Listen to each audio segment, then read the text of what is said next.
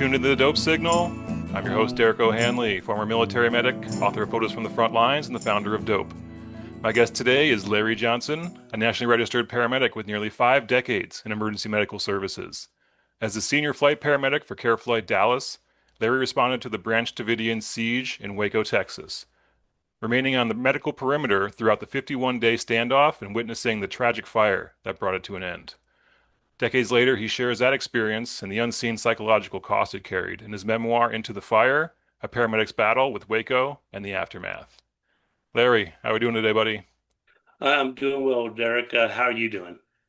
Rocking and rolling, man. Uh, Yeah. Appreciate you being on and appreciate your patience while we're getting getting the podcast going and recorded. And I'm really honored to have you on and such an important perspective on a story that I think a lot of people can remember and relate to. So again, I appreciate your openness to discuss a lot of these things that have been with you for so long. So if you would just kind of give us our listeners a little bit of background about just who you are and kind of the path you've walked up to this point. as you said, I'm Larry Johnson. Basically, I've spent my entire career, nearly 50 years, in EMS. Starting in 1978, became a paramedic in 1980, and that's pretty much all I've done. I've worked private services, municipal services, hospital-based services. I've worked the streets of cities. I've worked rural areas. Spent several years as a flight paramedic. I've worked 911 in the streets in Las Vegas, Dallas. As a flight paramedic, I worked for Care Flight Dallas for several years. And now I'm kind of nearing the end of my career and trying to put some things down on paper to kind of help me out a little bit. Yeah. Your new books is very intriguing. I can't wait to check it out. I know there's a lot of excitement around it, and I think probably the best thing is just to kind of get into it because I'm sure folks want to hear your perspective and what you were able to see and witness and the story as it unfolded in real time, kind of a thing. So if you would just kind of set the stage for the day before you got dispatched to the call and kind of how it started to unfold for you that morning. Well, it was a Sunday morning, which is usually nice and quiet. Usually, the chaos usually happens the day before or the night before. Saturday nights is always fun. But it was a Sunday morning, reported for duty, did my usual thing, walked into dispatch, got a cup of coffee, bantered back and forth a little bit with dispatch, looked up the TV, see what the local news was bringing in, and pretty much headed up to the helipad. And I was headed up to the helipad to do my daily check of equipment, make sure everything was working well before we start the shift. And get up there, about halfway through my checkout, the radio breaks, dispatch. Basically, Care Flight 2, mass casualty incident, multiple shooters, multiple down, head towards Mm. Waco. But that's all the information we got, head towards Waco. Mm-hmm. We were in the air within a couple minutes, trying to make sense of the radio traffic that was going on. Mm-hmm. As you can imagine, it was pretty scattered. As we got closer to the compound, which is located 12 to 13 miles northeast of Waco, it looked like a battlefield. There Mm. were vehicles scattered throughout, people scattered throughout. It was interesting. I'd noticed two long cattle trailers that were parked in front of the compound. As we went into final, we landed at the compound, and basically that's where it all started. And actually, the name of this operation, it was the ATF that conducted the raid. The name of that code name was Showtime, and it was all based on the element of surprise. What had happened was there was a TV news cameraman who had somehow caught word that something was about to go down. Mm-hmm. Something big was going to go down at the Branch Davidian. So he headed out on this rural country road, got lost, saw a car that had a magnetic sign on the side. It was a U.S. Postal Service sign, a rural letter carrier. I just happened to be out that Sunday morning. So he flagged that individual down. The individual name was David Jones, and asked, where the Branch Davidian compound was located. And then he had mentioned that he had heard some word that there was going to be some action, some sort of a raid or something Mm. by the ATF, and he wanted to get out there and get set up. Well, the letter carrier that he was talking to just happened to be a Branch Davidian. He Mm-hmm. was David Koresh, who is over the Branch Davidian. He was his brother-in-law. So naturally, he heads straight to the compound. What is interesting is at that time, David Caress was with a guy named Robert Rodriguez, and they were doing some Bible study. Robert Rodriguez was a plant. He was an Mm. ATF officer. He had basically infiltrated the Branch Davidian for several months and basically became one of them. So when David Caress was called out of the room by his brother-in-law, was broke the news to him. Mm-hmm. David Caress comes back into the room with Robert Rodriguez, visibly shooken up, Mm-hmm. pretty much identified Rodriguez as the snitch. Mm. Rodriguez found an excuse, got out of the room, got out of the compound, went down the road to a house that the ATF had taken over for surveillance, Mm-hmm. and basically told his superiors, they know we're coming. Yeah. We need to abort this mission. That didn't happen. Mm-hmm. Again, the plan required one thing: surprise. They didn't have it. Yeah. So when ATF arrived, 70 some odd agents in two cattle trailers pulled up in front of that compound, the fight was on. Mm-hmm. The Branch Davidian had at least a 40 to 45-minute warning that they were coming. They were well armed. And I'll be honest with you, ATF was outgunned. Mm. They lost their element of surprise. The Branch Davidian was heavily armed. That's why there was this investigation. Automatic rifles, hand grenades, Mm-hmm. you name it. They had planned for this moment. In the process, 4 ATF agents lost their lives immediately. On top of that, 20 additional were wounded. Mm-hmm. 6 Branch Davidians were killed. At that point in time, there was a lot of children in the compound. Mm. Fortunately, during the initial raid, none of them were harmed. The harm for them came afterwards. So that's pretty much what I was faced with. And it's something that I have dealt with for 33, almost 34 years. Wow. So, bring me there, Larry. You know, you go skids down, step out of the aircraft, you're assessing the scene. Kind of what were you seeing, hearing? What was it like on the ground once you touched down? It's, fortunately enough, I missed all the wars growing up. To me, this is exactly what it looked like. It looked like a war. It was very chaotic. There was still sporadic gunfire. Mm-hmm. Someone, and I didn't notice at the time, someone said that they were firing at helicopters as well. Mm. Now, I know ATF and law enforcement had helicopters in the air. I don't know if one of those helicopters was us. I don't know that Mm. for sure. Okay. But yeah, it was a chaotic scene, a lot of screaming, a lot of yelling, a lot of hurt people, and as you know, with your background, there's only so much you can do with those that are beyond that point. Mm-hmm. And so you have to make some decisions really quick. You really don't have time to think about anything else. Thinking about everything else comes afterwards. Could I have done this better? Maybe I should have done this. Mm-hmm. And that's something that to this day, 33 years late, past that time, I still have that problem. I'll wake up in the middle of the night with those thoughts. And, I average about 4 hours of sleep a night. And it's still very hard at times for me to talk about, yeah, these decades later. Yeah. So by the time you touched down, had all the wounded kind of been evacuated and were at kind of a casualty collection point? Was that kind Yeah, of where they were in the response? yes, sir. They're the agents that were involved in the shootout. After all that they had gone through, and I'm sure you've seen some of the old footage of the ATF officers up on the roof, and you can actually see bullets coming Oh yeah, through I the roof remember it and like it hitting was them in the yesterday. Yeah. legs, and horrible, Hmm. And those were the wounded. The ones that were killed instantly were pretty much the ones that didn't know they had lost the element of surprise, pretty much walking up to the door. Mm. I was amazed with the ATF officers who were able to still function during that mess. And I know it comes to training. Yeah. That's what they're trained for. Hmm. But it was just truly amazing. I mean, they were carrying their buddies to us. Even some that didn't have a chance. Yeah. Um, and it was tough. It was really tough to see in the moment.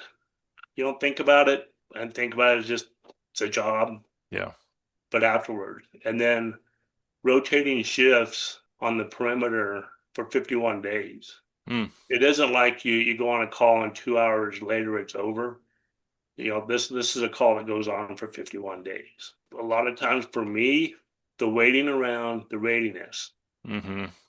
waiting for something that happened, it may happen or it may not, on edge the entire Mm-hmm. time. That was the killer for me. I had personally been out. I'd want to be out there doing stuff, but sometimes the waiting it gets you in your psyche. It really does. And so that was the tough part for me. Mm-hmm.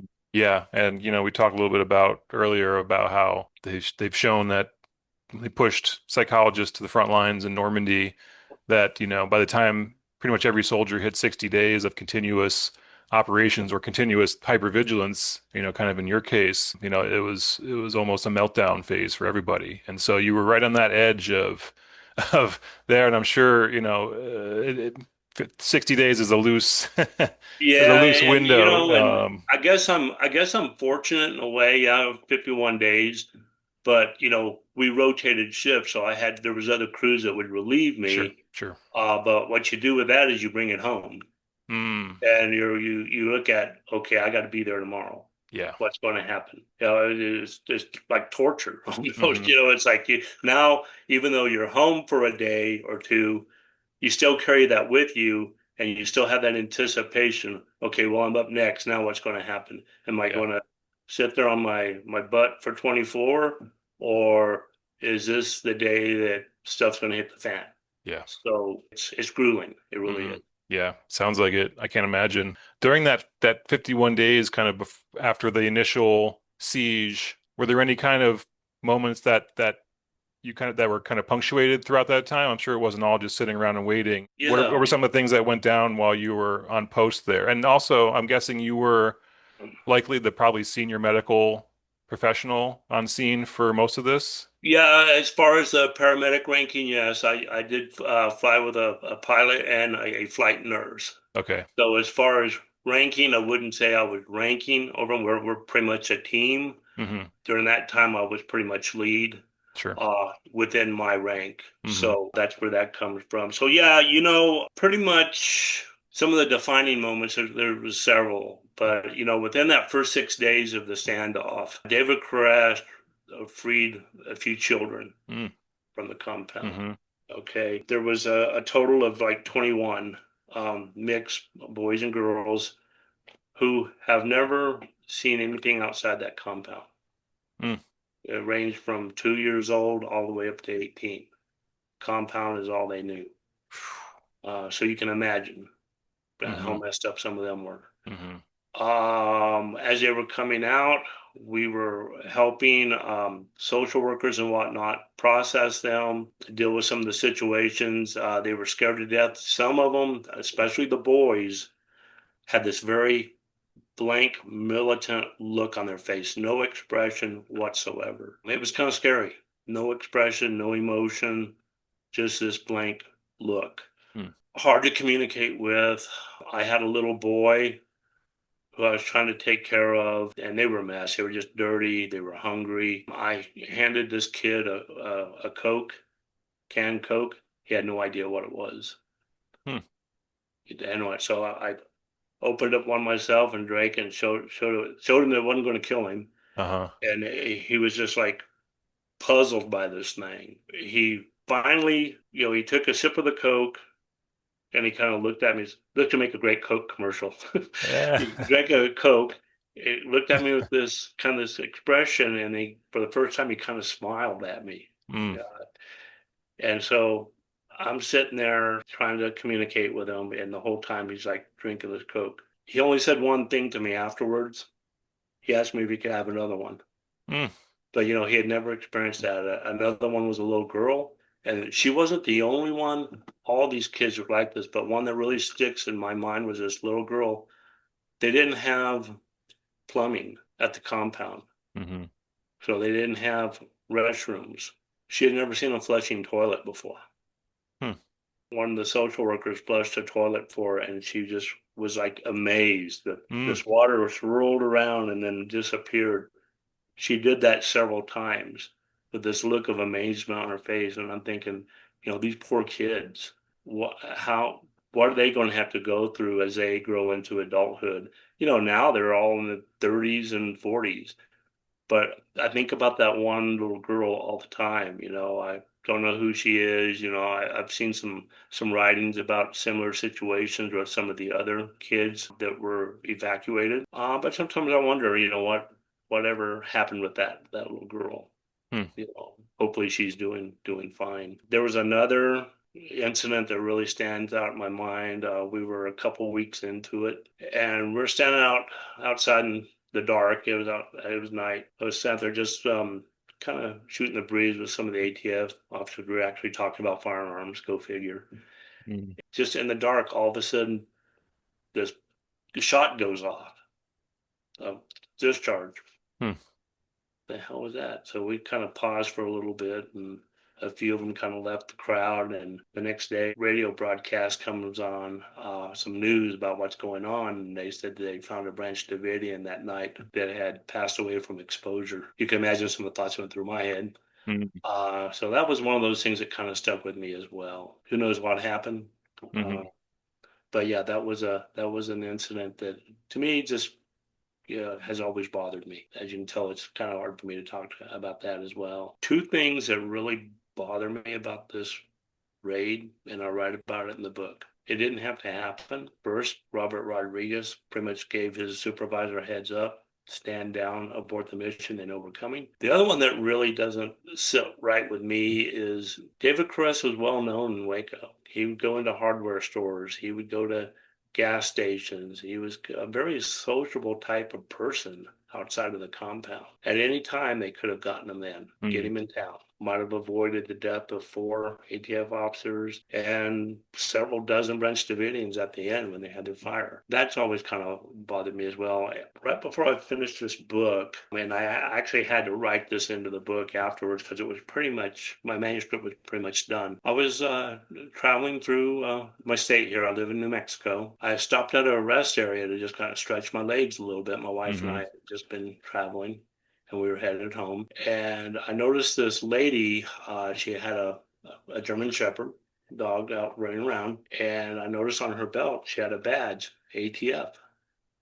So I went up and introduced myself and, told her that I was there in 1993. And she looks at me and she goes, wow, she goes, I wasn't even born yet.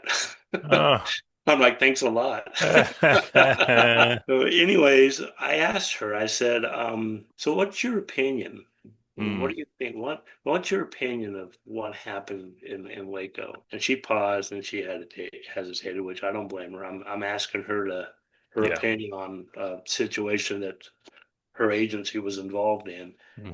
She was very measured, very cautious with her explanation. And she said, she goes, mistakes were made. And I responded with, lesson learned, mistakes were made. So you have the death of 4 ATF officers, 20 wounded, the death of all these Branch Davidians. I would say, yeah, mistakes were made. She said that they still cover this in their training, which they should. They said when she went through the academy, this was one of the main topics. I thanked her for her service and went about my way. Wow. Yeah, I can imagine that being a key teaching point. And I guess that's hopefully one of the few silver linings of this whole incident is, hopefully they learned how not to make the same mistake twice when dealing with operations of this nature. Man, this is extremely powerful stuff, Larry. I thank you for your openness and sharing. We'll take a quick break here. You've been listening to the DOHP Signal.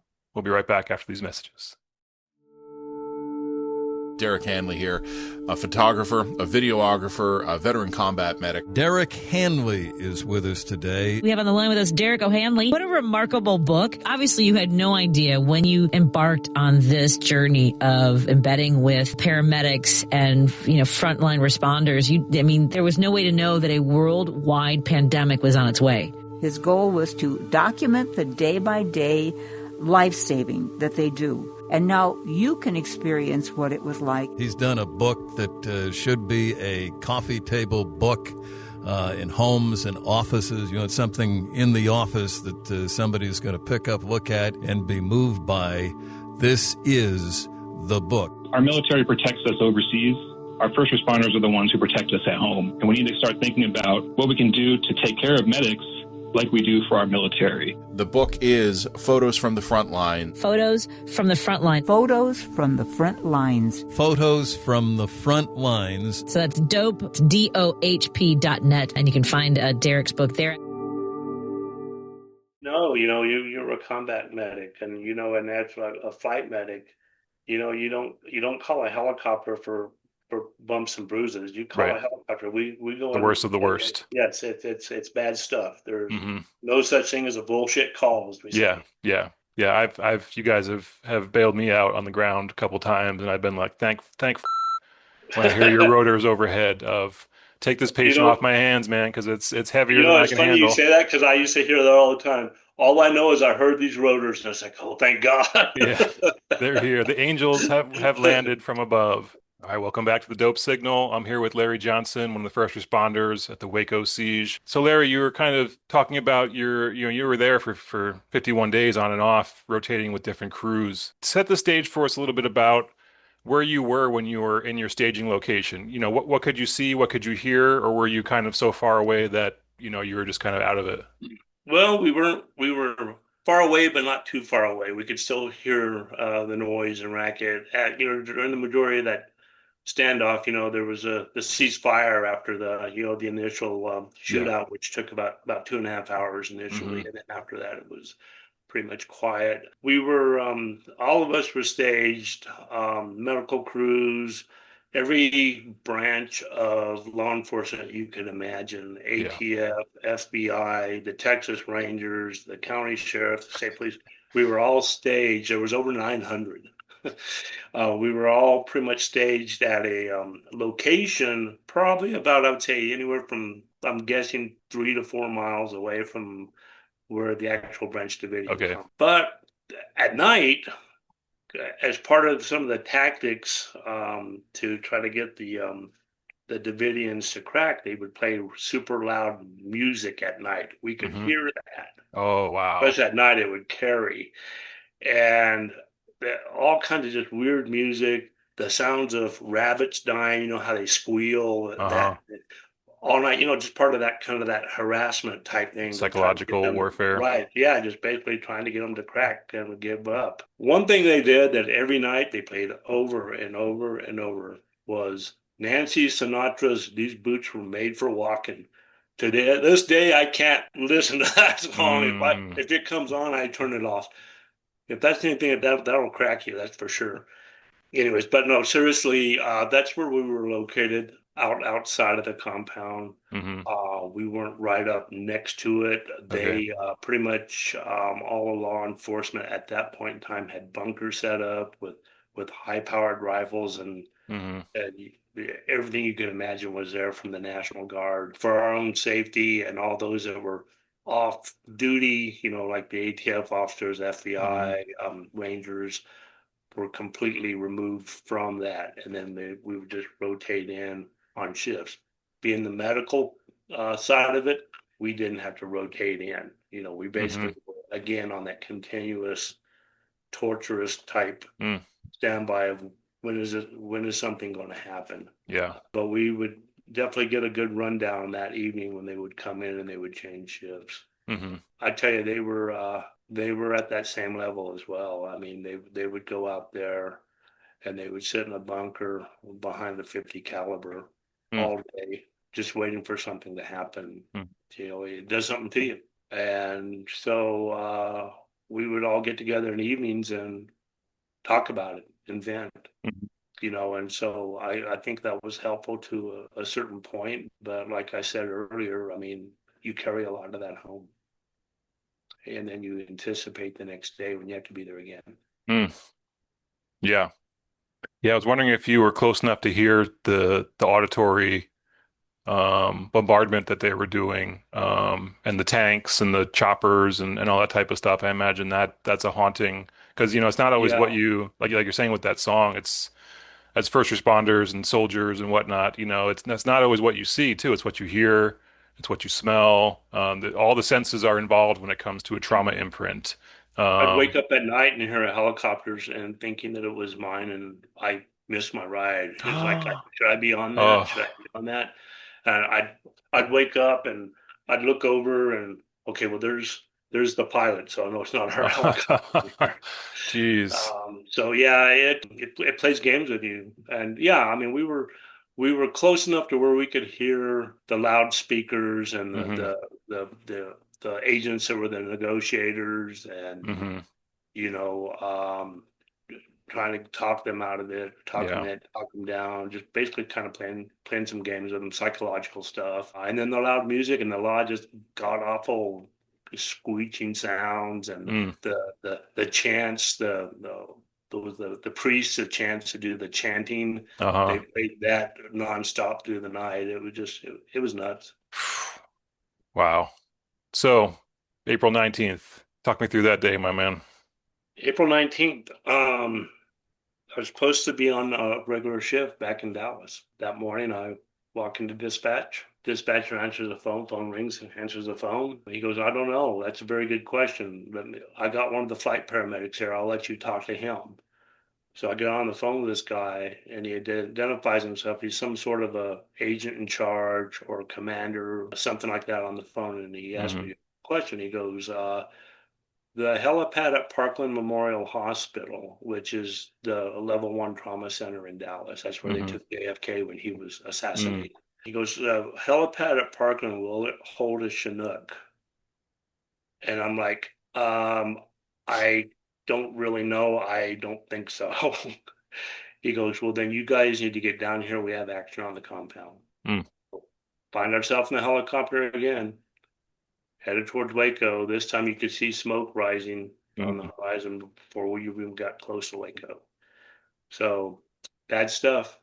Bad stuff. A lot of people died that day. There was 22 children that lost their lives during that. And this is the part that's very hard for me to talk about. It was senseless. It shouldn't have happened. There was a lot of different stories to this, a lot of blame. When Rodriguez was in the compound, apparently he had planted mics and some sort of heat detectors or some sort of infrared, something or another, to detect body heat so they could track, I guess, movement. Mm.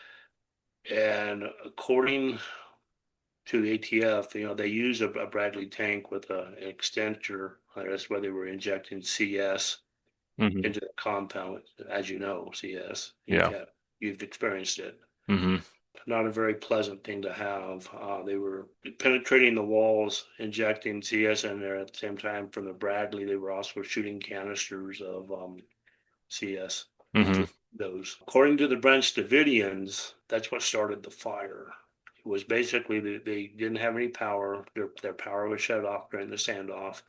Apparently, they were using oil lamps, and apparently that's how they say the fire started. According to ATF and the FBI, and during all the investigations that happened afterwards, from the stuff that Rodriguez had planted in there, they could see that fires were started at different locations in that compound, and it was the Branch Davidians that were starting those fires Mm. because of what they were able to monitor. One of the things that Branch Davidian, when they built that complex, it was one building, and then through the years they added on, since I believe like the 1940s or something like that. Hmm. For insulation, they were using hay. Mm. You can imagine what happens when that ignites. Mm. So the thing went up quick, no chance to respond, no chance to save anyone. Hmm. If anyone was going to be saved, it would be them saving themselves, which, 9 people came out, Hmm. the rest died. Some died, were burnt to death. Others were burnt to death, or they were burnt. However, they had bullet holes in their head. They were shooting themselves. Mm. David Kress was one of those. Apparently, at the last moment there, he committed suicide and Hmm. then burned. There were some that were partially burned, but very, very critical, that we were able to get out, but the majority of them gone. Mm. The heat was so intense, you couldn't get close to it. The firefighters, what could you do? You had to stand there and watch it. Yeah, that's the most difficult part for me. The children more so than any of it. You know, they never had a chance.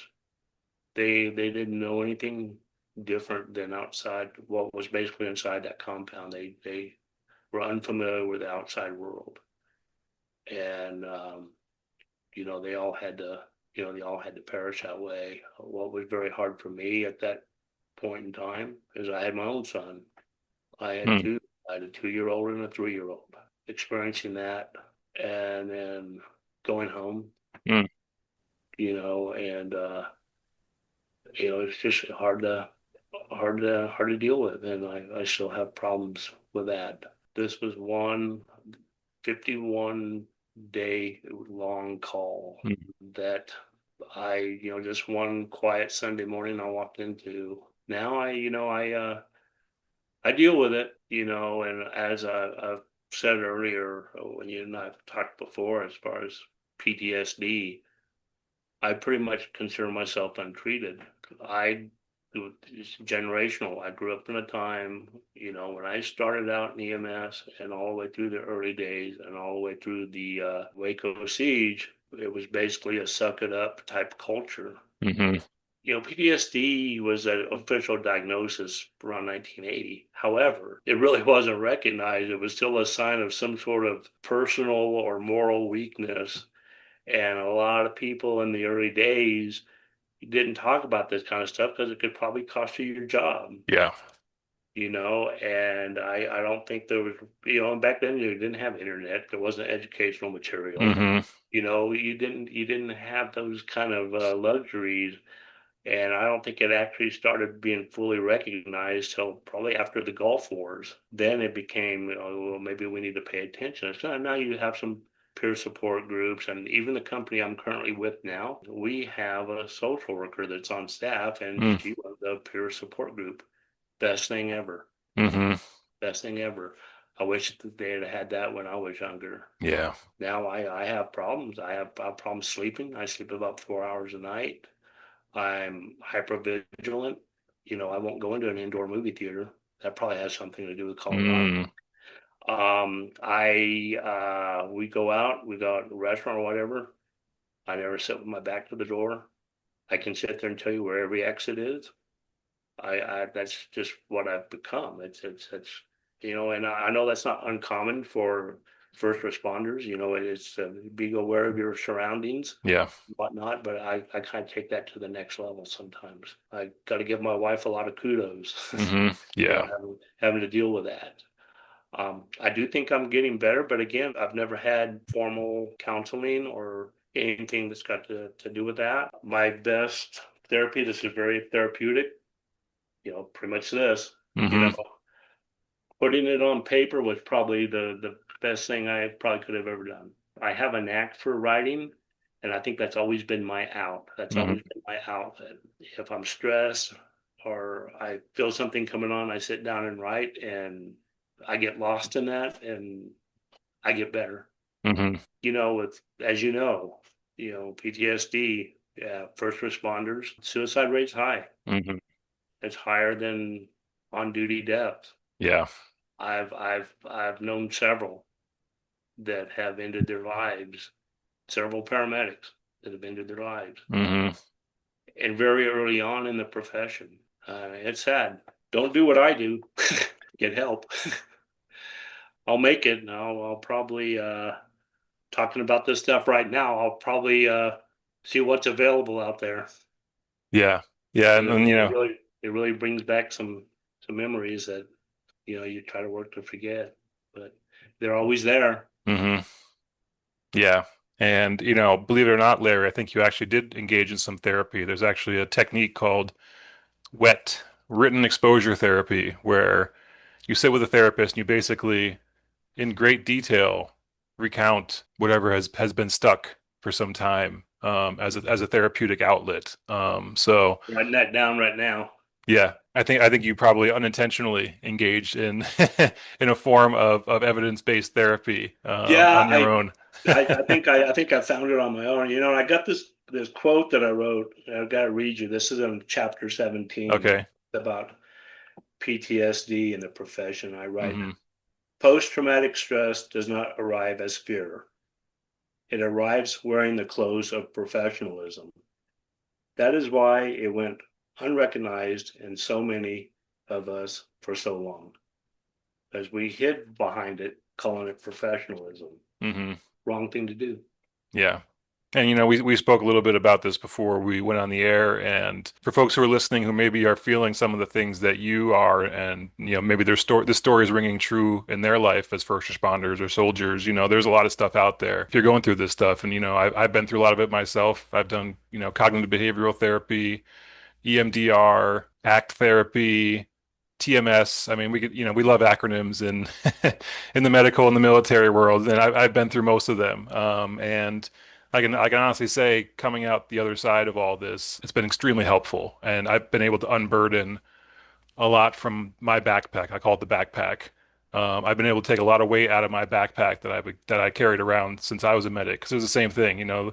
Post-traumatic stress wasn't even and even in that moniker disorder, we're trying to remove the D from the PTS, because it's not a disorder; it's a normal adaptation to a human being experiencing overwhelming and unnatural circumstances. So if you're listening and you feel like you may have something like this, there's a lot of stuff out there. Reach out and see what vibes, because there's hope. And you can feel better and this and that. And I know, like you're saying, my wife is certainly appreciative of every therapeutic modality that I've been through, because that's who I really wanted to get better for. You know, I can deal with how I feel and muddle through life and get done what I need to, and this and that. But it's the toll on her that really makes me want to get better and be a better person for her. So yeah, like I said, I encourage you, Larry, and everyone out there listening, if they're feeling this stuff, to look around, because there's a lot of good stuff out there. This book took you 33 years to write, and I think that gap is an interesting part of the story, because my grandfather and father were both World War II historians. So that's kind of trickled down onto me. I have an interest in it, and I like the movies and some of the books and stuff. And I was watching the HBO series The Pacific, very powerful and just very true to life, very well done. The books that the miniseries is based on, With the Old Breed by E.B. Sledge, and a couple other ones. But several of these books, and I've seen the same pattern in a lot of military memoirs, is they didn't write it a couple months after it happened. It's not they got home, took off the uniform, and started to sit down to the typewriter and start hammering this out. It's years and years and years after their service that they were able to kind of confront what they'd seen and process it and be able to, articulate it through their writing as far as, what they saw. So talk a little about kind of, why did it take 33 years to get to this book out? I had to unload some weight. I've done a lot of writing in the past. I'm a contributing author to the first critical care paramedic textbook that was put out. Wow. And I've been published in some research, EMS based type research. So writing has always been, my Band-Aid kind of. Mm-hmm. But I just couldn't get to the point to where I had all these thoughts, I had all these ideas, and I just knew that eventually I was going to have to write about this incident. Mm-hmm. And I was afraid of what was going to happen if I didn't. I mean, I was really starting to get concerned about myself. Mm-hmm. And I thought, writing is a huge outlet for me.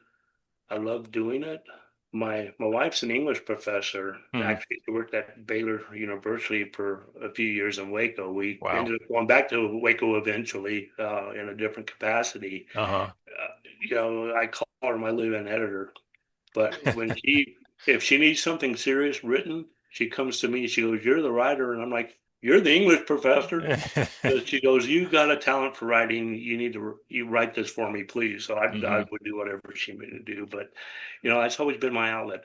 I actually started working on this book in 2017 while sitting at a coffee shop called Common Grounds, and it's on the campus of the Baylor University. I was waiting for my wife to get off from work. Uh-huh. And I'm sitting in common grounds on the campus, and I look around at all these college students. They're drinking high octane coffee and cramming for their exam because their parents paid a fortune for them to go to Baylor, so they're really sweating it out.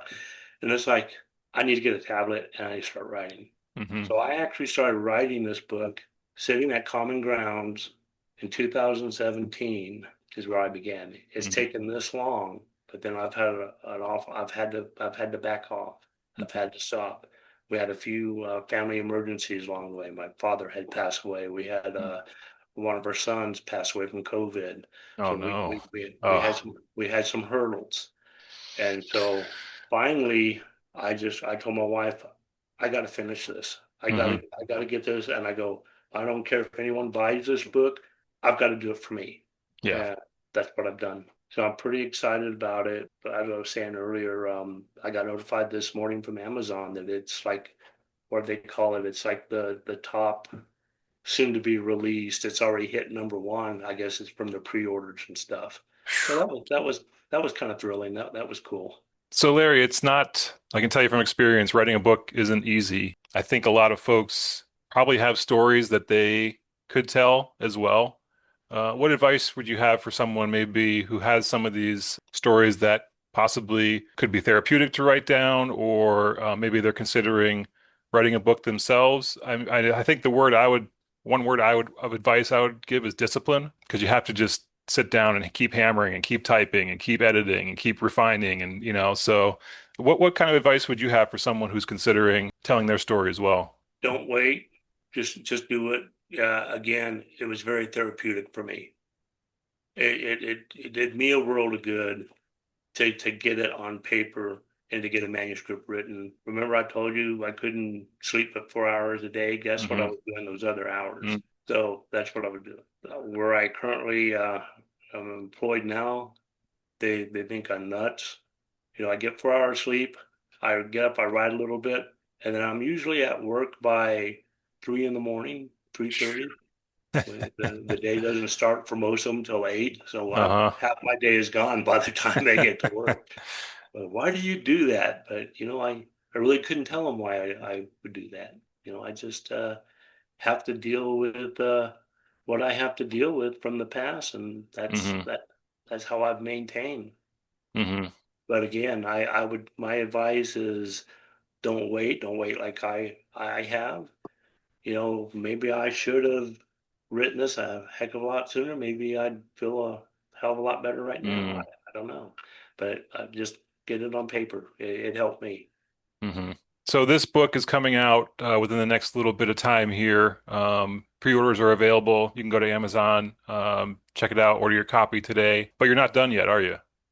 No, I'm not. There's another chapter to this whole Yes, era, and yes, talk a little there bit is. about what the future's looking like. What's the next thing you got coming up? Well, I've started work probably right after this past Christmas on another book, which is basically a follow-up to this. This is called Into the Fire. My next book is called After the Fire. The manuscript now is about 70% complete, and what that book covers is the investigations afterwards, the controversies. I kind of hinted towards one earlier, Shot in the Dark.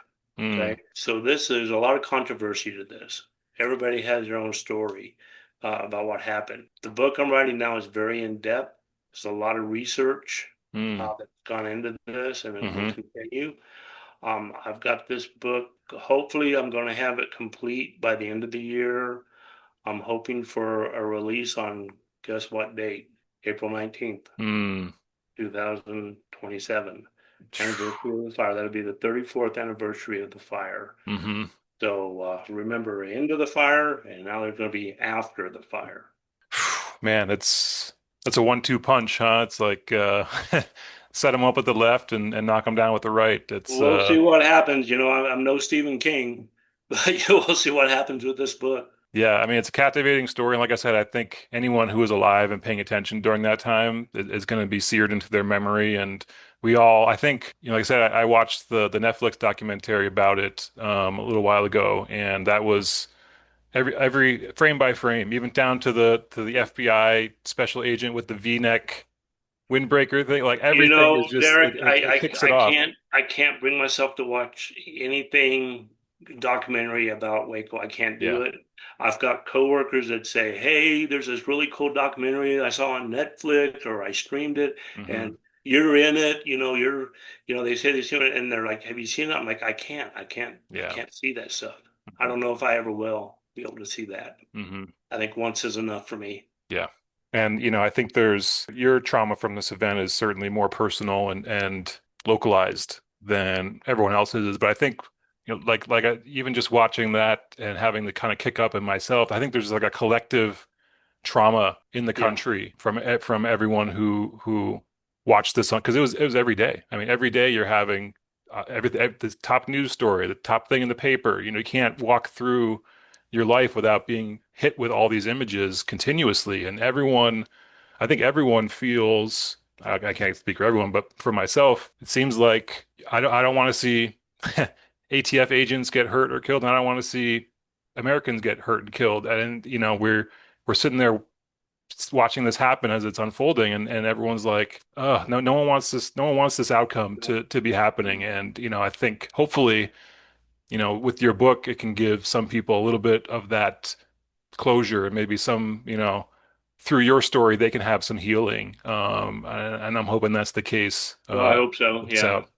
Yep. I hope so. Great. Well, you're promoting your book. You're on your press tour now. So talk a little bit about some of the book signing events that you have coming up. Your EMS1 article that's going to be published soon. Yeah, yeah. EMS1 article that I'm really excited about that. I'm a big EMS1 fan, Uh-huh. subscriber. I don't think they got like 500,000 subscribers, something insane. Yeah. And yeah, they are doing a feature article on my book that will be out there on August 19th. So the day after my book is released, Mm. EMS1 is coming out with this, and I think it's fantastic. Again, more so for the exposure for people to read my story. That's what I want. And hopefully, it'll help some of these individuals. I think I'm probably helping them more than I've helped myself with Mm. this. Yeah. I don't know. I Hmm. really don't know, but yeah. And then I've been approached for book signings. One that I think is going to be really cool. I'm in contact with the individual now. There's a bookstore in downtown Waco called Fable Books. I would love to do a signing the anniversary of the fire Oh. with both books. Now, what's really cool about Fable is owned by two ladies. One of the ladies that's half owner of Fable Bookstore owns Common Grounds, the coffee shop at Baylor, Wow. Where it where all this started, all huh? started writing. Yeah. So that would be a cool one if I can get in. I was invited to do a talk and book signing at the trauma conference that Care Fight has every year this coming October. Hmm. I honestly don't know if I can do that. Mm. I'm okay with the signing stuff, the book promotion. I don't know if I can stand up on a stage in front of 1,000 people and talk Hmm. about my experience Hmm. without freaking out. Honestly, Hmm. I don't know if I can do it if I'm faced with that. So I have I've got that offer in the back of my head. So we'll see what happens. Then there's been some other offers for book signings. Our local Barnes and Noble, of Hmm. course. Awesome.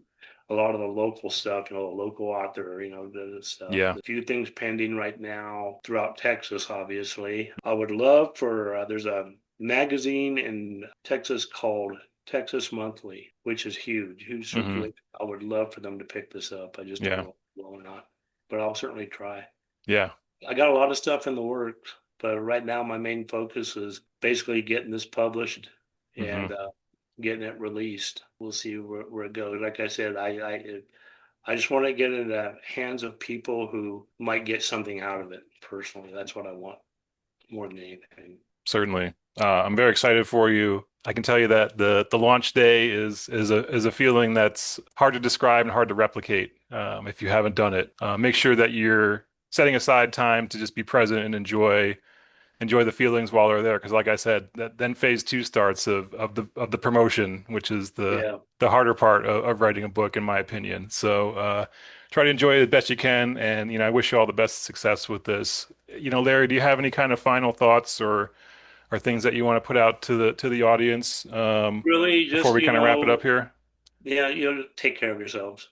Mm, Most of us are first responders. We're put through this daily grind, and Into the Fire basically has two meanings when I wrote it. hmm The literal meaning of Into the fire of April 19th, but every day as first responders, we walk into the fire every day. Yeah. Every day we're on shift. hmm And so, take care of yourselves, when you walk into that fire, and don't let it get to the point where, what I've done, mm um, get help immediately. There's plenty out there Yeah. now.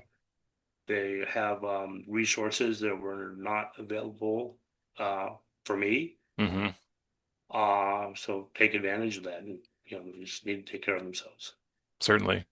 Larry, where can people find you, find more information, pre-order the book? They can go onto Amazon.com. Okay. The book is in 3 different formats. It's in Kindle, it's in paperback, and it's in hardcover. Right now, the hardcover and the Kindle you can pre-order. The paperback will not release until the release date. Okay. You can also go on to Barnes and Noble is Mm, carrying it. You okay. can go online and get all three. You got all options of all 3 formats there. Visit my author page, Amazon. Mm, It's got my information on there great. and a very detailed book description as well. So they can also get me on LinkedIn. Look me up on LinkedIn. I'm very active. I got a lot of different EMS related articles on there. So look me up on LinkedIn and friend me. I've got over 20,000 followers on there. You can find me on there, and I'm very good at returning messages. So you can find me there.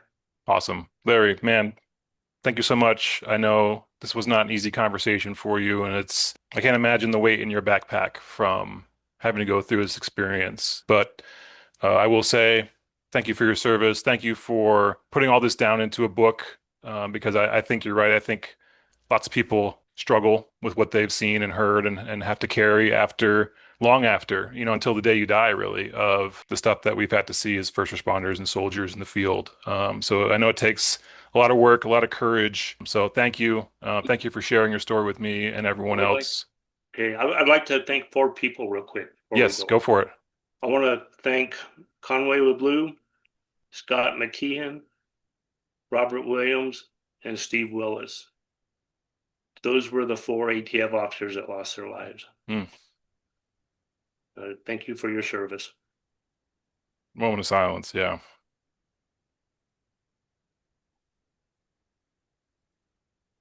Mm. What a powerful story. The book is Into the Fire. You've been listening to Larry Johnson. This is the DOHP Signal signing off. Tune back in for the next episode.